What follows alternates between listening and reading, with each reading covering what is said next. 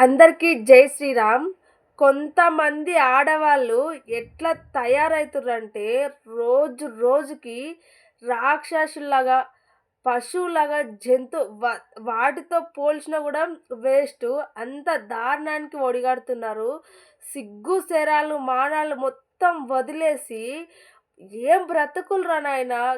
అసలు తలుచుకుంటే ఏడుపు ఆగట్లేదు తెలుసా? ఆ చిన్న బాలుని కోసం, చిన్న పిల్లాడిని ఎవడో నిన్న మొన్న ఇన్‌స్టాగ్రామ్‌లో పరిచయమైండంట వేస్ట్ గాడు.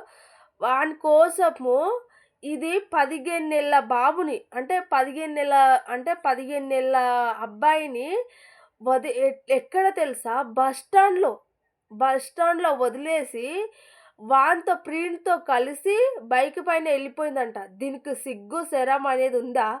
దీనికి అంత బలుపు, అంత కొవ్వుంటే అట్లాంటప్పుడు పిల్లల్ని అసలు కనొద్దు. ఎందుకు కనాలి? మీ అవసరానికా? అంటే మీ సుఖం అయిపోంగానే ఆ పిల్లలు ఇంకా వేరే వాడు దొరకగానే మళ్ళా వానితో సుఖం కోసము ఈ పిల్లాడిని రోడ్డు పైన వదిలేసిపోతారా? ఛీ! సిగ్గు, శరాలనేటివుండాలి. మొన్న ఒకతి అట్లే జేసింది. పెద్ద బజారు ముండలయిపోయినాయి. ఇట్లాంటి కొంతమంది అయితే ఎట్లా అంటే పనికిమాలింది ఎవరినో ఉంచుకున్నోని కోసం, ప్రియుడి కోసము ముగ్గురు పిల్లల్ని అసలు ఆ పిల్లలు ఎంత బాగున్నారు, ఎంత పెద్దగయినారు. ఆ ముగ్గురు పిల్లల్ని పెరుగన్నంలో విషం కలిపి ఆహ్, తినిపిట్టి తినపెట్టి చంపేసిందనమాట. ప్రియుని కోసం. పోయి జైల్‌లో కూసుంది. ఇట్లాంటివి చూసినప్పుడన్నా ఈ పనికిమాలిన ముండలకు అసలు చేంజ్ అన్నా అవ్వచ్చు గదా! అసలు నేను ప్రత్యేకంగా చెప్పాల్సిందేంటంటే, నేనందరిని అనట్లేదు. ఎవ్వరినంటే, ఇట్లాంటి పనికిమాలిన ముండలు కొంతమంది బజారువి ఏమన్నా అనుకోండి మీరు. ఎందుకంటే, ఇలాంటి వాళ్ళని ఎన్ని తిట్టినా పాపం లేదు. కాబట్టి ఇలాంటి వాళ్ళని కొంతమందినే అంటున్నాను. అందరిని అనట్లేదు. ఎందుకంటే, అమ్మాయిలంటే అసలు ఎంత రెస్పెక్ట్ అంటే చాలా అంటే చాలా ఉంది. ఎందుకంటే, నేనొక అమ్మాయినే. ప్రతి ఒక్కరు ఇలా చెయ్యరు. అమ్మాయి అంటే ప్రతీది ఫ్యామిలీని నడుపుతుంది. ఫ్యామిలీని అందరిని చక్కగా చూస్తుంది కాబట్టి నేను అందరిని అనట్లేదు. కొంతమందినే అంటున్నాను. ఇట్లాంటి బజార్ ముండల్ని మళ్ళీ మళ్ళీ ఎందుకంటున్నాను బజార్ అని అంటే, ఇది బజార్‌ది కాకపోతే ఎందుకు పెళ్ళైనంక వేరే వాని మోజులో పడింది కాక, సరే దీనికి బల్పెక్కిందో, కొవ్వెక్కిందో, ఇంకా ఏమన్నా ఎక్కిందో అనుకుందాం. వాని దగ్గర కావాల్సింది మరి నీకేం కావాల్సిందో నీకు తెలుసు గదా! వాని దగ్గర అవసరం ఉన్నన్ని రోజులు ఉండొచ్చి, నీ అవసరం తీరినంక, నీ బలుపు తగ్గినంక, నీ బలుపు దిగినంక అప్పుడు మూసుకొని ఉండొచ్చు గదా!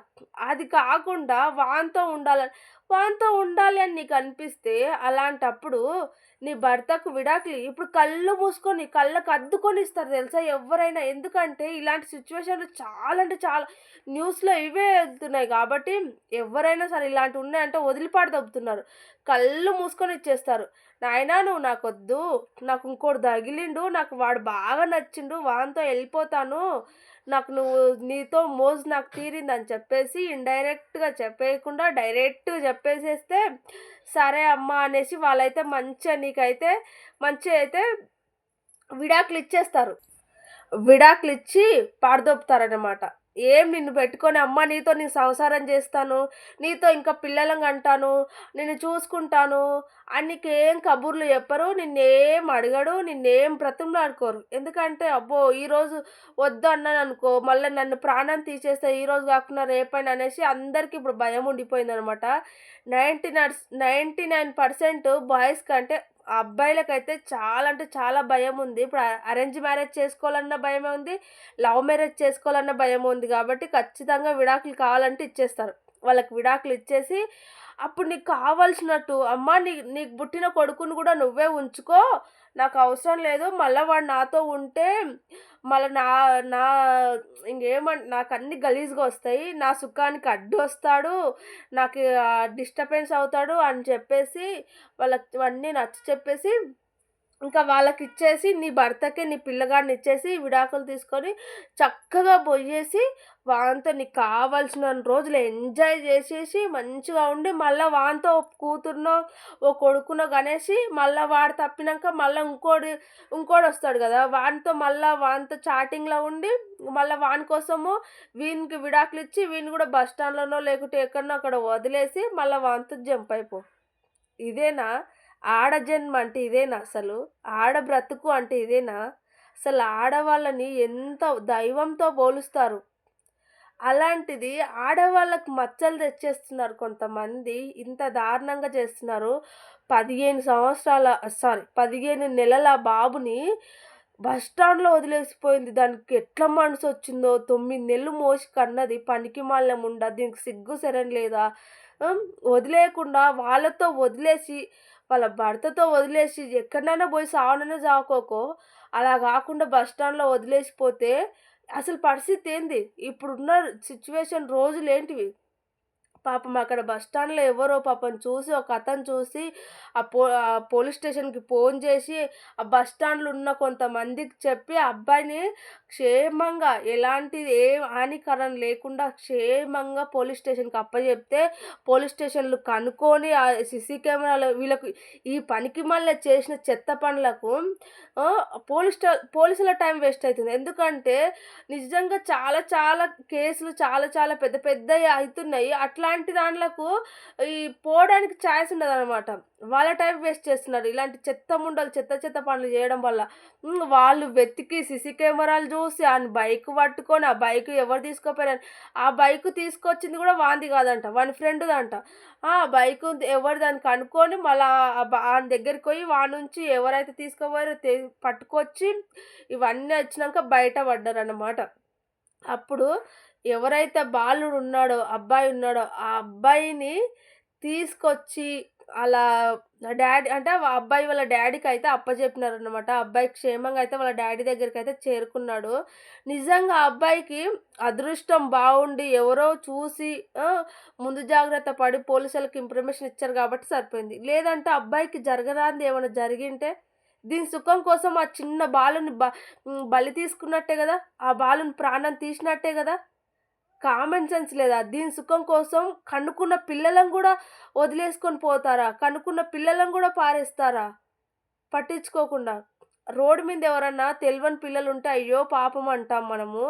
అలాంటిది 9 నెలలు మోసి కన్న పిల్లలను గూడా వదిలేస్తారా? నాకు నాకు తెలవక అడుగుతాను. ఇట్లాంటి చాలా కేసులయితున్నాయి గదా!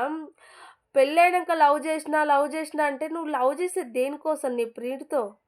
వానితో కలిసుండడానికా? లేకుంటే వానితో సుఖం తీర్చుకోవడానికా నీ సుఖం కోసమా? ఎందుకంటే నువ్వు కలిసుండాలి, నువ్వు నిజంగానే కలిసుండాలి, నీకు ఫ్యామిలీ విలువ అన్నీ తెలిసుంటే నీకు ఆల్రెడీ పెళ్లయింది.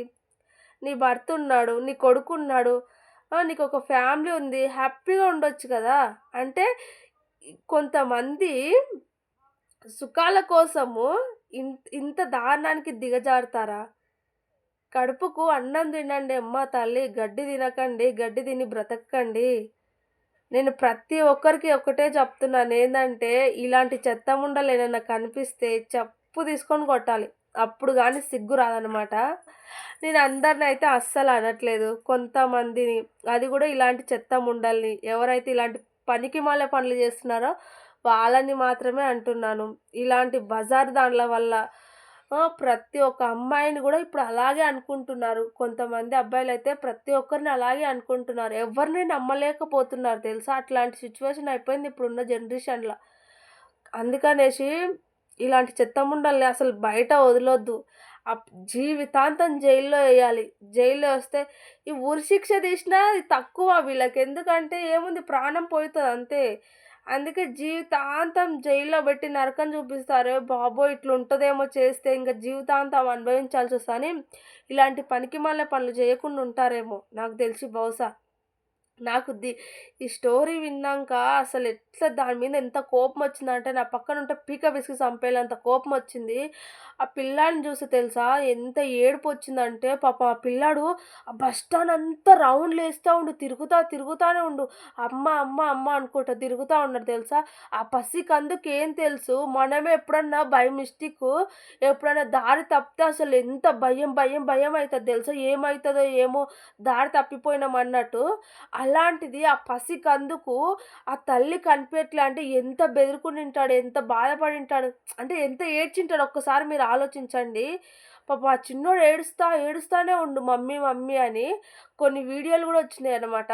ఈ చెత్త ముండకి ఇవన్నీ ఏం పట్టించుకోకుండా దాని సుఖం కోసము ప్రీడ్‌తో ఇక వల్గర్‌గా మాట్లాడలేను గానీ, ప్రీడ్‌తో సుఖం కోసం అది ఇంత దారుణానికి దిగజారింది. ఇలాంటి చెత్త ముండల్ని అస్సలు నమ్మకండి.